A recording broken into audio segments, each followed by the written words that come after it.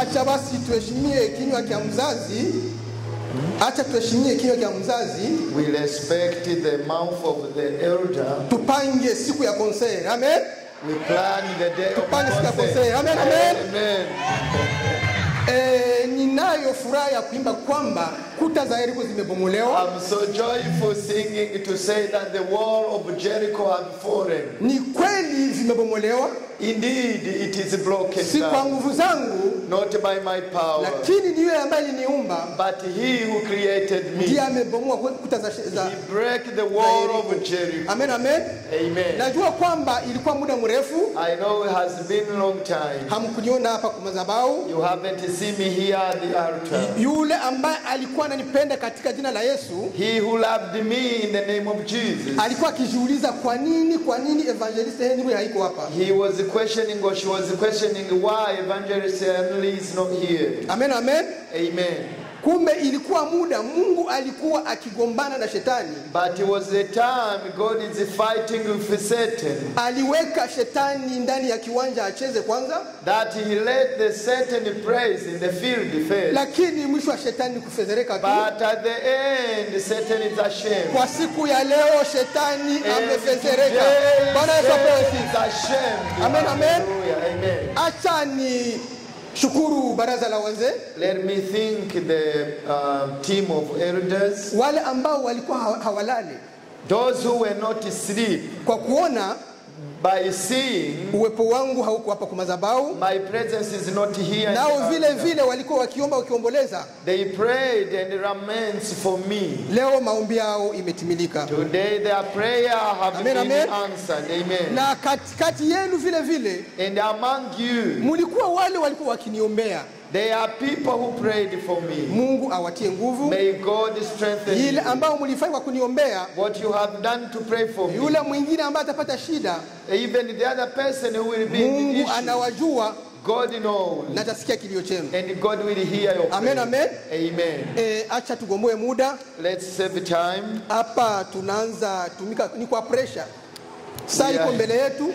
We are starting with pressure because the watch is in front of us. Amen. Unaweza ukaandaa mambo ya kuongea. You may plan what to speak. Lakini ukishakumbuka utaratibu. But when you remember the protocol. Unaregeza.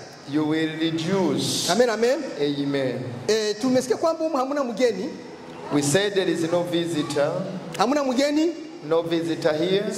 Sisi wote ni watu wa nyumbani. We are all children of the house. Na kila mtu ananijua. And each one of you knows him. Na kwa ajili ya mgeni, and for the visitor, kuna kitu kimoja au mtu ama nyama moja ilikatala baraka ya wageni. There is one animal that refused the blessing of a visitor. Sisi tunajua kama mgeni ni baraka. Amen, amen. We know that as a visitor it's a blessing. Amen. Lakini kuku ilikatala baraka ya wageni. But then the rooster refused the blessing of ikapatia mgeni jina ya jaribu. He gave the amen, amen. A visitor gave. Munajua ni kwa nini kuku ilipatia na mgeni jina ya jaribu? Do you know why the rooster gave the name of a visitor to mgeni akifika, when the visitor come, muangalia pale kwenye kuku iko. They say look at the rooster. Amen, amen. Amen. Kuku yenye hina bahati inafanya nini? Inaenda. He has no life, he will be killed for people to eat. Kuku ikaita mgeni jaribu. The rooster will say to the visitor, lakini sisi tunaita mgeni baraka. Amen, amen. But as we call a visitor a blessing. Tuendelee katika maneno ya Mungu. Let's continue with the word of God. Tukamate Biblia zetu. Please take your Bible. Amen, amen. Amen. Tufuatane polepole, tufuate ile ambayo Mungu ametuandalia kwa siku ya leo. We are going to go together slowly so we see what God have put in our heart today. Kama tuko tayari, if you are ready, tutaenda kufungula kitabu cha Warumi. We are going to open together in the book of Romans 6 mstari wa 14 14 mpaka 15 until 15. Amen, amen. Tukimaliza hapo na Baroma igice gatandatu umurongo wa 14 na 15. Tukimaliza hapo tunaenda kwa Korinto wa kwanza. When we finish we will also read in 1 Corinthians 15 chapter 15 mstari wake wa 10. and that will be verse 10. Tutasoma katika Kiingereza na Kiswahili. Abikorino ba mbere ko barakoresha Bibiliya Kirundi ili tugomboe muda. 15 ku murongo w'icumi. Amen, amen. We will read in 2 Bibles so we save time. Yule amepata. Amen. Romans chapter 6 14 to 15 it's reading. Amen. Dhambi haikutawala nyinyi kwa sababu hamko chini ya sheria bali chini ya neema. Ni nini basi tufanye dhambi kwa sababu hatujui hatuko chini ya sheria bali chini ya neema? Amen, amen. Kwa For Kiingereza. sin shall not have dominion over you, for you are not under law, but under grace. 15. What then? Shall we sin because we are not under law, but under grace? Certainly not. Amen, amen.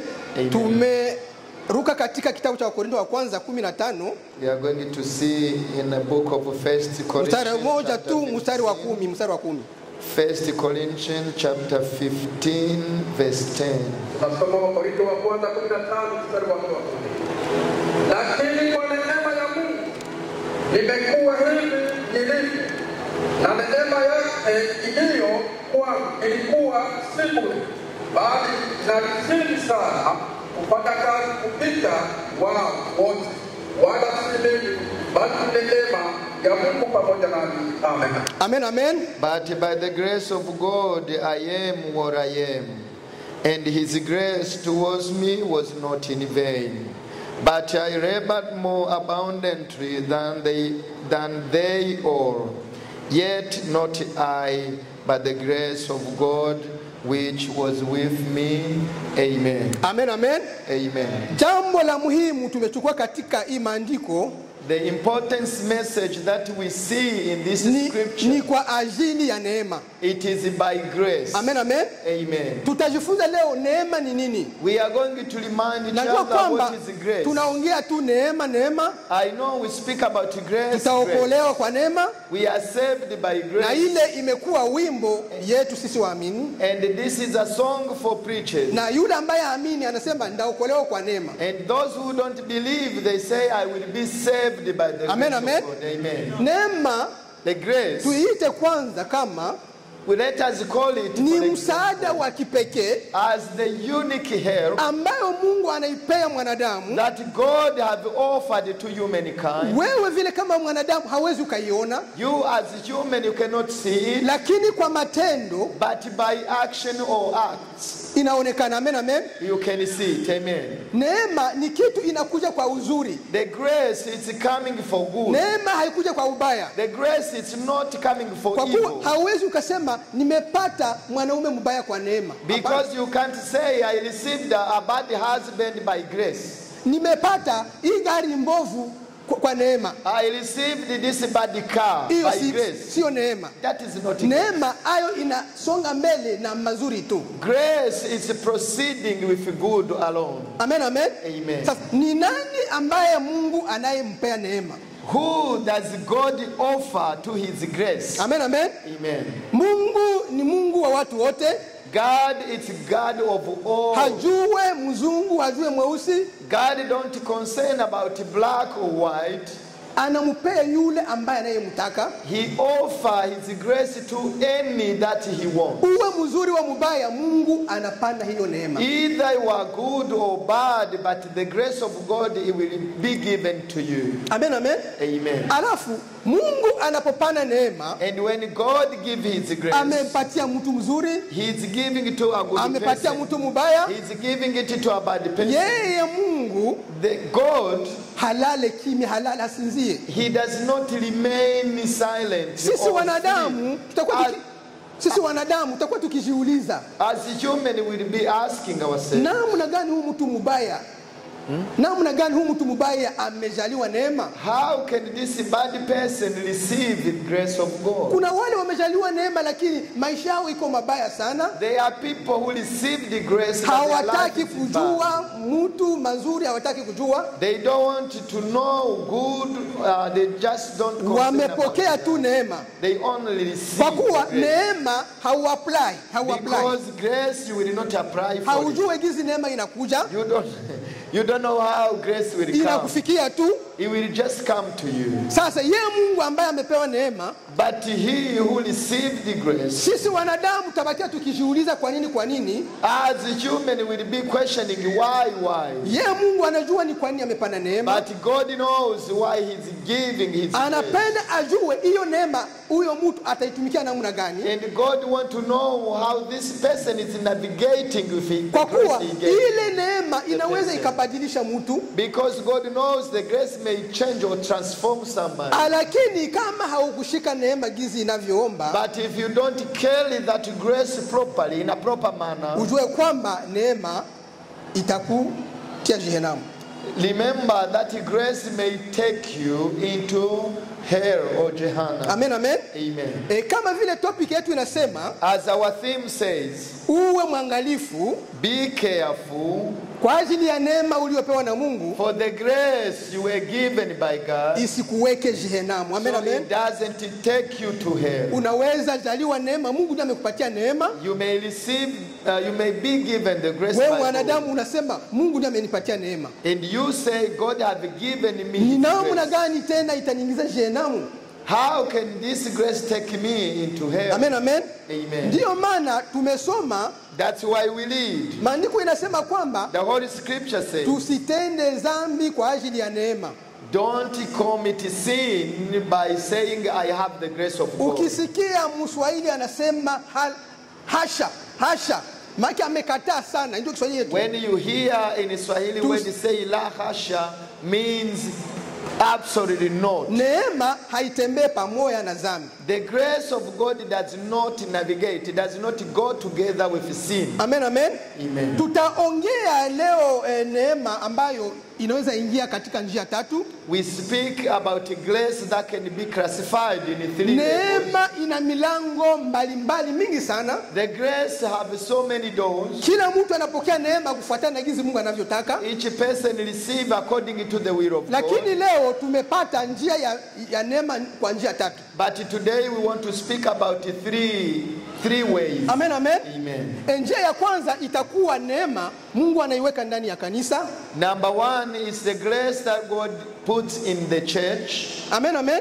Amen. Tujiulize, tunaweza tukakuwa ni kuna mara tunaingia watu 200, 180. We may ask, sometimes we have 200, 180 people. Ama chini ya hapo. Even less than that. Lakini neema imeangukia mchungaji Bukuru. But the grace have fallen on Pastor Bukuru. Yeye ndiye msimamizi wetu. He is our leader. Hata ufanye namna gani, uapply, uombe, upige magoti, Even if you apply, you kneel down, you pray, hautanyang'anya neema yake. you are not going to take his Si grace away. kusema aliapply kwa Mungu nataka niwe mchungaji, hapana. It doesn't mean he applied to God, I want to be a pastor. No. Yeye mwenyewe kuna mara anajiuliza kwa nini mimi nimechaguliwa kuwa Even mchungaji. himself, sometimes he's questioning himself, why am I chosen? Ni among neema others? ambayo imemfikia. It is just the grace that was falling upon Kuna yule him. ambaye anaweza penda awe mchungaji ashimamie kanisa, There are somebody who can wish to be a pastor to lead the church, lakini haiwezekani.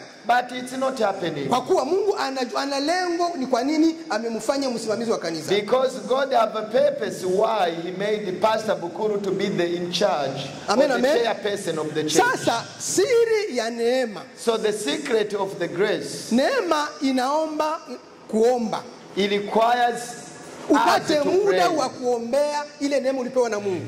Have time to pray when you are with God. Na hiyo kuomba haimalizikie hapo. And it does not end by there. Na kushukuru vile vile inalomba ikuwe hapo. Even also thanksgiving, it's required to be there. Usipate hiyo neema useme kwamba basi ni mie, hapana. Don't receive that grace and sit comfortably, say it's me. No. Mungu anahitaji ya maombi uombe. God requires you to pray. Na kukuja mbele yake umshukuru. Come before him and thank him. Ujue kwamba ni yeye ndiye ametumwa kwa hivyo. Understand that it is him who is. Kama vile tulisoma mwandishi amesema kwamba kama niko hivi si kwa ajili yangu mimi peke yangu. As we read, he says, the writer said, it is not by Lakini ni me, kwa ajili ya neema. Amen, amen. but it is by the grace. Amen. Vile neema ingali tu ndani ya kanisa. And the grace also in the church. Inachagua nabii ndani ya kanisa. Nabi. Yes. He can choose the prophet in the church. Ndani ya kanisa. In the church. Mnashtuka mtu amekuwa nabii. You find someone is a prophet. Nikiwaza Afrika huwezi ona kamati ya watu wapata hapa. In Africa you cannot see people like this number. Mkose nabii ndani ya kanisa. And you find no any prophet. Najiuliza kuna masomo ya kusoma unabii? We will ask, is there a class that is teaching being a prophet? Kwa nini tunaweza kosa nabii ndani ya kanisa hii? Why don't we have any prophet in this church? Manabii wanapatikana Afrika ni juu ya njala ama? Prophets are in Africa because of hunger or something? Nimetia question mark kwa hiyo nini, kwa hiyo ya unabii. There is a question mark on this. Najua mko washahidi namna gani kanisa pata hapo inaweza ikakosa. I know you are witness. If you have a church like this many people, hamwezi kosa nabii. You cannot have no alafu prophet. Yule ambaye anasikia utamu wa unabii ni Afrika ndio anasikia unabii. And he who feels the sweetness of being a prophet na is unajua kanisa ikiendelea, and for the church to progress, ni kwa ajili ya wamama. It is for mothers. Wamama wanapenda unabii sana. Mothers, they like prophets so much. Tungekuwa na nabii ndani ya hii kanisa, if there is a prophet here, kama hatupate nafasi ya kuweka watu, possibly we will have no room for people to sit. Afrika mwanamke aweze akakubali aende kazini kama ni siku ya program ya maombi. Amen. In Africa, a woman cannot say I'm going to work when it's a prayer day. Kitu ambacho mwanamke anapenda future, ajue future. The women want to know about tomorrow. Ajue maisha yake itakuwa namna gani. They want to know their life tomorrow. Ikuwe ukweli, ikuwe bongo, anapenda ajue. If it's true or it's a lie, they don't care. They Amen, just want to know. Amen. Alafu huyo nabii akishaona amekamata kanisa, and if this prophet see now the church is hata jua kwamba ni kwa neema, he will know it's by grace. Kuna yule ambaye amemchukumia hiyo neema. There are somebody who give that grace. Neema iko kama ni boss. Mungu ni boss. It's like God is our boss. Anasukuma anakuteula kuwa mtu wa neema. And he's choosing someone also to carry the grace. Kama vile nina kampuni yangu, like if I have my own company, ninamchagua yule ambaye ninayemtaka kusudi asimamie kampuni yangu. or my own business, so I will choose he who will represent. Ni kweli nikisha kuchagua kama manager wa kampuni ndanyamaza. If I choose you to be like a manager in my business, I will be quiet. Ndafuatilia namna gani unavyotembea. But I will follow up how you are doing in my business. Na ndio maana Mungu naye akikupatia neema. And that's why if God gives you grace, naye vile anafuatilia aone ni kazi gani neema itafanya. Amen. He will follow up to see what you are doing with his grace. Amen, amen. Ndio maana kuna wale maprofet. That is why there are some prophets. Walikula power kabisa. They eat, they use the power. Lakini wakazarau wachungaji wao. And they disrespected their leaders. Na mchungaji anapofanya huyo akishafanya makosa ndani ya kanisa, and if that person is making mistakes, mchungaji akimutenga tu, when this prophet is suspended, ajue kwamba mkono wa baraka tayari umetoka juu yake. They know that the hand of blessing it's going na maisha yake itakuwa ingine. Amen, amen. Their life will be different. Mungu akishatosha mkono wa baraka kwa kichwa chako, if God is removing jua his hand of grace upon you, wewe na Mungu mumeachana. Amen, amen. Know that you and God you have ndio ni Mungu ndiye alimpea neema kuwa nabii. It is God who gave the grace to be a prophet. Na Mungu ndiye ametoa ile unabii. And it is him who will take it away. Kama vile topic yetu inasema kwamba uwe mwangalifu. Yeah, we say be careful. Kwa ajili ya neema uliyopewa na Mungu. Because by the grace of God you will inaweza ikakupeleka jehanamu. It shall take you pale huyo nabii alijua kwamba ataingia jehanamu kwa siku ya hukumu. understand that this person might be going in hell on the Hakuwa judgment hakumaliza vizuri. Amen, day, amen. because they did not finish their journey Tunaenda properly. kwa mfano mwingine ya pili. Another example, Neema inaingia ndani ya jamaa. the grace entered in the family. Amen, amen. Amen. Unajua kuna zile jamaa There is families, zimechaguliwa na Mungu. they are chosen by God. Hakuna mtoto ambaye anaweza kuwa hakufanya ndoa. There is no child in that family who don't do legal wedding, ama aende bila kutoa mali kwa wazazi. or they are married without being given dowry to the Wazazi, parents. mzazi mjinga akishaona hayo, Full parents, when they see that, anapanisha mabega they will lift up their cage. na kujua kwamba ni yeye. They say it's me, Lakini ni kweli haiko yeye. but it's true, it's not you. Ni neema kutoka kwa Mungu. It is the grace Kwa from kuwa God. kuna wamama wengi ambao wanapiga magoti usiku na mchana Because there are many mothers who are kwa kneeling ajili ya down day and night jamaa zao, to see their lakini family, vitu vinakatala. but it doesn't work. Neema inaingia kwa huyo mtu. The grace entered in our family. Unapojinua hivyo, When you lift yourself Mungu up, hakuache, God doesn't leave you. anakuocha, anakuona. God is watching you and they can see Kama you. wewe haupate hii jaribu, If you are not tempted this way, mtoto wa kizazi chako your children of your children, utatuma ile mkono wa baraka itatoka ndani ya you jamaa. will make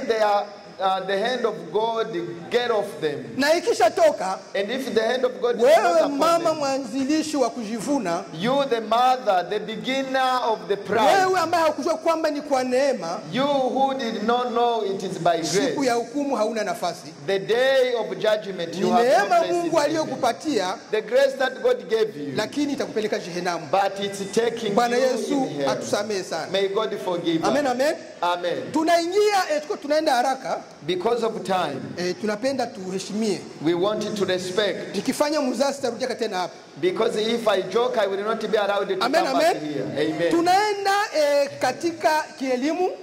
We are going on the side of education. Ndio. Truly. Sisi wote tumeenda shuleni.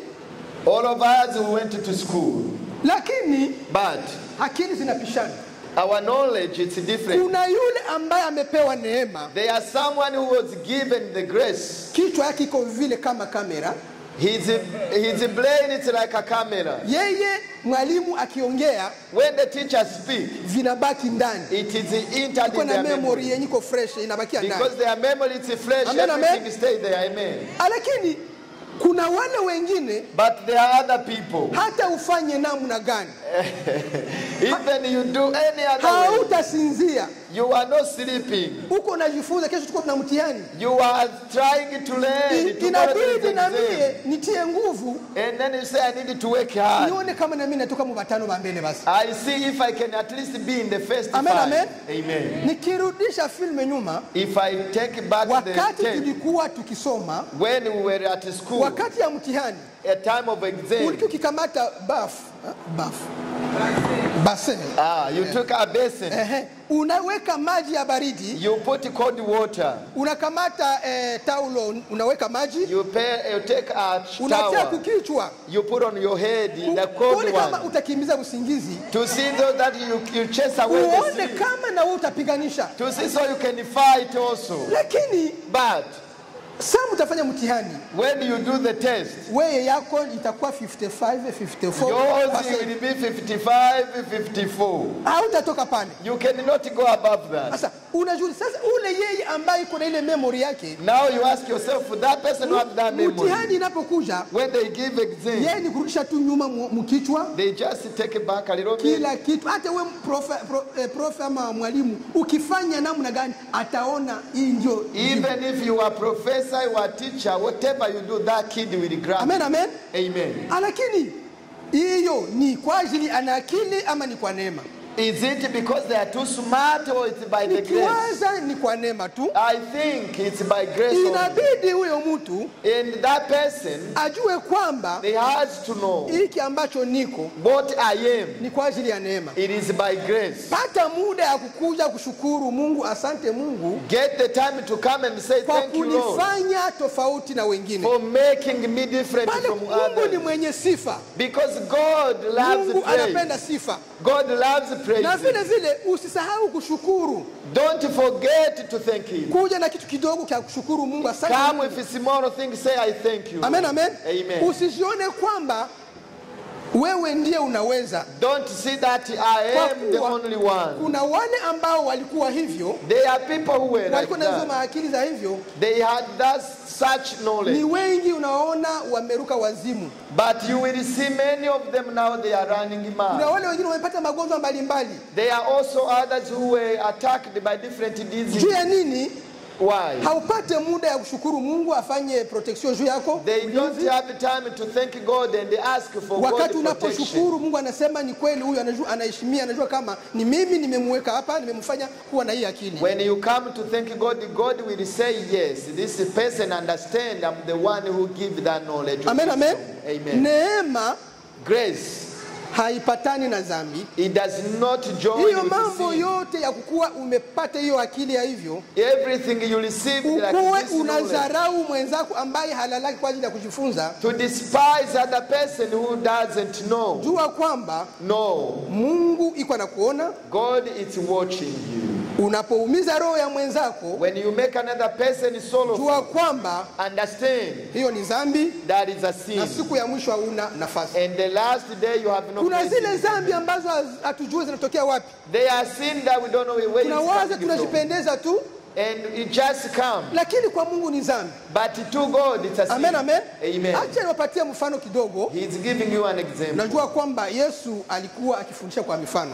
We know that Jesus was teaching na through sisi- Na examples. sisi tulikuwa wa mwalimu. And he was a teacher. Hakuna subject ambao mwalimu anaweza kafanya There is no subject that the teacher can do. wakati mnaanza andika resume, When you are start writing resume, anatia for example, anatia example kwa mfano. anaandika mfano. Anaandika mfano. He write an example. Hakuna subject bila mfano. Oh, there is no subject without example. Ile anapenda He wants wanafunzi waelewe. students to understand. Inaweza kuwa hausikia vile mwalimu alikwambia, Possibly you don't understand what the lakini teacher is saying. kufuatana na ile mfano aliweka But that example he gave, inakusaidia. it will help you to know. Amen, amen. Amen. Hii mfano tunataka sema hivi, The example he want to ni leave, kwa ajili ya kijana mmoja. it is because of a young man. Ni mtoto ambaye alizaliwa katika jamaa ya kitajiri. It is a child who was born in a rich family. Amen, amen. Amen. Alafu au walikuwa wakati ya kufanya mtihani, On the time of doing a test, walikuwa nafasi yao ya baridi, kuko fasi ya baridi they had a private time that was a bit cold, ule watapata maji. where they will have. Ni watoto wa watajiri kabisa. It is the children of rich people. Basi ikabidi walikuwa wakienda kwa kisanga. They Kwa kisanga Kisanga Island Kisanga hill. Okay, they will be going somewhere. Aha. Wanapotoka wanachunga, kuna meli ambayo inakuja kuwachukua. When they are moving from here, they are waiting for a train or a big Hiyo boat. meli kisha wapeleka huko, When that big ship take them, huko wanatulia, they will relax. wanajifunza kabisa kwa hali yao They will study with no problem. na maisha inaendelea. And life goes. Lakini siku moja One day, huyo kijana akachelewa meli. this young man was late to catch Amen. his ship. Amen. Alipochelewa When he was late, akajiuliza, sasa ndavuka hii bahari namna gani? he is asking, how am I going to cross this river? Kwa bahati mzuri By good chance, akaona mvuvi anakuja. he saw Mvuvi a sailor passing. akakuja na kamtumi kale kadogo. He came with a small boat. Alikuwa anatoka kutega samaki. He was from fishing. Basi akamwambia, baba nakuomba, And he says, sir, I ask you, unaweza ukanisaidia ili univukishe ngambo? can you please take me over? Na hiyo si kwa bure. And that is not for free. Unaona gizi mimi navaa, You see the way I look, niko na pesa, I have money, ndakulipa pesa. I will pay you. Mzee akasema haina shida, The elder man say, no hivi problem. utanilipa, ndakufikisha. If you pay me, I take. Akamwambia, na unaona gizi niko, He says, you see how I am? siwezi nikakanyanga katika matope, I can't step in this mud. inabidi unipeleke kwa mgongo. Hey, you need to take me on your back. Niko na pesa, usiogope, I have money, don't worry. unifikishe ndani ya mtumbwi. take me in the boat. kisha twende. And then we Mzee go. akasema hakuna shida, The old man said, it's acha okay. nikupeleke tu. Let me take you. Akachukua kijana, He got the young man, akamweka kumgongo, put him on his back. akamfikisha ndani ya mtumbwi. He took him in the start sailing. Walipofika katikati, And in the middle of the ocean or the akaona river, kijana yuko anacheka. the man is looking at the young Yuko man anacheka yeye laughing. peke, yuko anacheka yeye peke. He's laughing himself. Akamuuliza, uko unachekea nini? He says, why are you laughing? Akauliza mzee, Says the old man, niko na shangaa. I'm surprised. Sikia, ulisomaka kweli? Are you educated? Mzee akasema kusoma. The- Ndiyo mimi nilisomaka ile ya kuandika tu barua. And the old man says, yeah, I know only how to write. Na maisha yanaendelea. And my life is continuing. Amen, amen. Amen. Akasema akacheka tena. And the young man laughed again. Alafu watoto wako nao And then he asked, how about your children? nao wanasoma. Is your children Akasema educated? ndio wanasoma. And the old man said, yes. Sasa wanasoma namna gani? How- Unawalipia namna gani? How are they doing their Kwa hiyo alimuuliza, studies? Do you pay for them? akamuuliza uko na kazi? Do you have a job? Akamwambia kazi yangu mie He said, my job. ndio hii niko nafanya. This is what I'm doing. Njia ambayo sijua Mungu ananibariki napata And pesa. this is the way God bless me. Na hii samaki nikiua 4-5 And if I catch 5 fish, nauza kidogo I will sell them. na ingine watu wanatumia kwa masomo. And the rest the children will use. Kijana akacheka akasema kweli. And the man is laughing, saying, Lakini mzee wapata weye.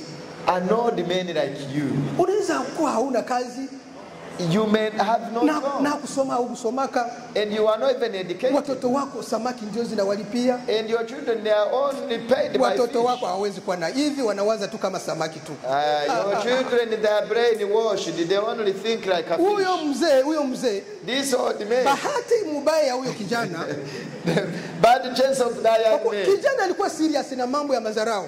The young man was very serious in a Na huyo disrespectful mzee way. bahati mbaya ya huyo kijana And the bad chance for the young man, alikuwa shehe baba Islamu the old man was a imam or alikuwa Muslim amefunga person. hiyo mtandio yake kichwani. Yes.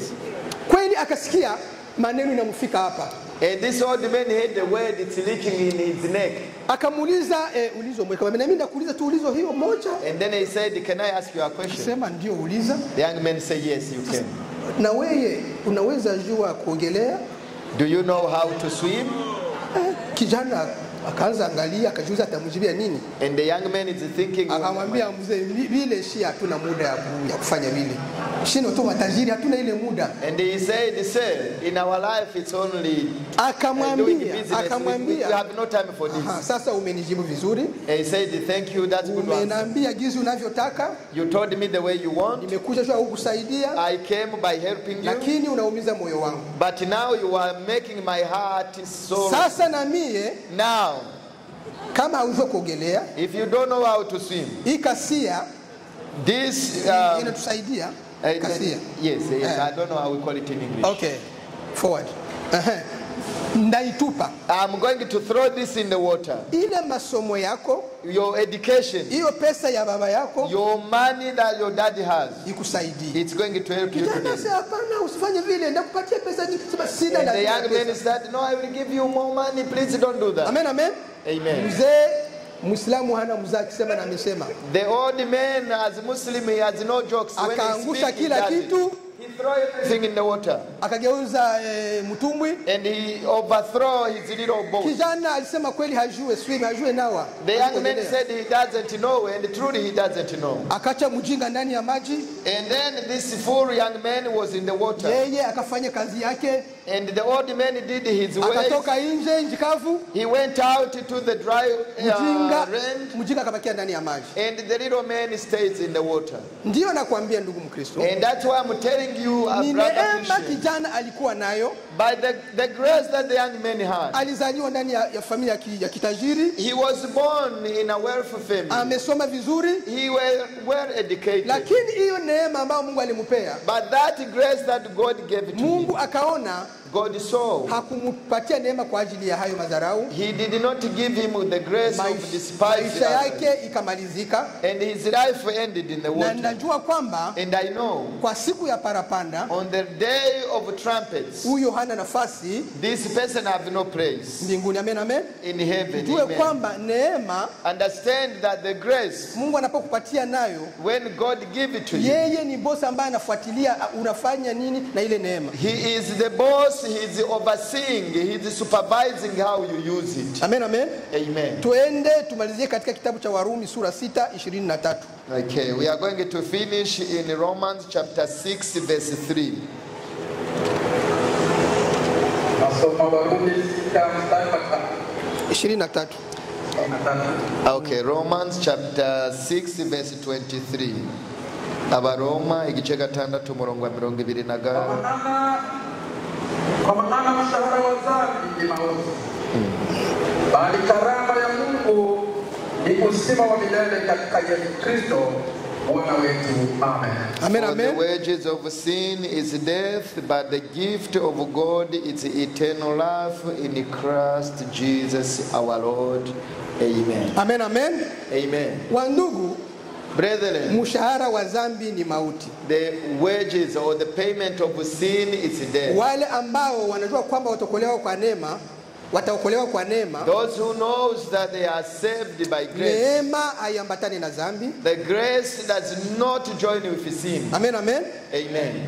Jua kwanza siri ya neema. Understand number one, the secret Ujue of kwamba grace. upate muda ya kuomba, Have time to pray.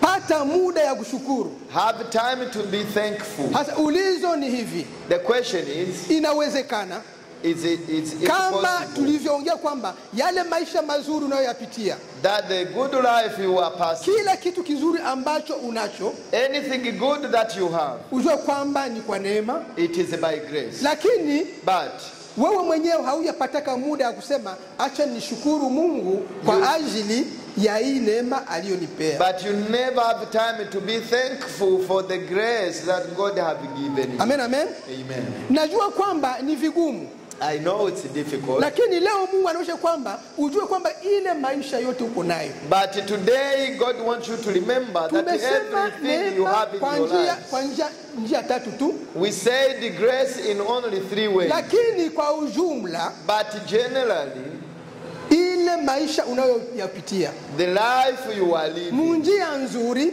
in good ways, we peke ndani yako by yourself alone. uko unasema kama niko hivi You say in your heart, ni if I'm like kwa this, ajili ya neema. it is by grace. Amen, amen.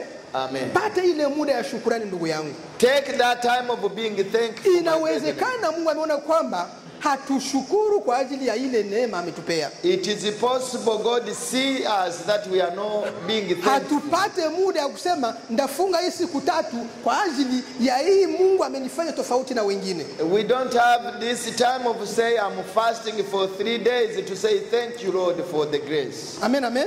Amen. Tujitahidi kushukuru kwa ajili ya neema Let's try to thank God for the grace na kupatia Mungu utukufu. and give God glory. Usizubae, Do not be usahau kwamba distracted, jinsi niko forgetting leo ni kwa ajili ya Mungu. that the way I am Kuna is wale by ambao God. hawalale usiku na mchana There are wanaomba, people who don't sleep day and night crying and praying. ningekuwa sawa na fulani, They say, I wish I could be like that acha mimi person. nifunge nione kama na mimi ndakuwa sawa mtu fulani. Then me do fasting prayer and see if I can reach that level. Sasa inabidi ujue kwamba kuna mtu ambaye ameniweka hapo, Understand there is somebody who put you in niwe that namkumbusha place. kuambia kwamba usinisahau Baba, najua kwamba wewe ndio umenifanya hivi, Say, remember God, I'm here and I know you are the one who made na me utukufu this way. itamrudilia Mungu. And the glory will return to our Hii God. ambayo tunayoifanya ni kuona jinsi ya kuepukana na dhambi. What we are doing, it is to find a way how we Kwa can ku- avoid the sin. Kwa kuwa maandiko yanasema kwamba mwenye dhambi hataona ufalme wa mbinguni. Because the scripture says a sinner will not inherit the Hatukuje kingdom. madhabahuni kwa kuongea vitu mingi, We are not coming at the altar to speak just that lakini much. tunatafutisha njia tuone kwenye dhambi inaweza tokea, But we are making a way to find where sin can come tuone in kama tutaepukana na dhambi, and see how we can avoid it. kusudi na si ile siku ya parapanda So as one day, the day of trumpets, tusherekee pamoja na mwana kondoo. we can celebrate together with the Najua Son. kwamba hii neno ndogo I know this is more Yule way. ambaye kuna neema The person who have grace atapata muda ya kufunga will have time to na fast kushukuru mbele ya Mungu and to thank before na God kusema asante kwa kunifanya tofauti na and to wengine. say thank you for making me unique. Shalom. Peace.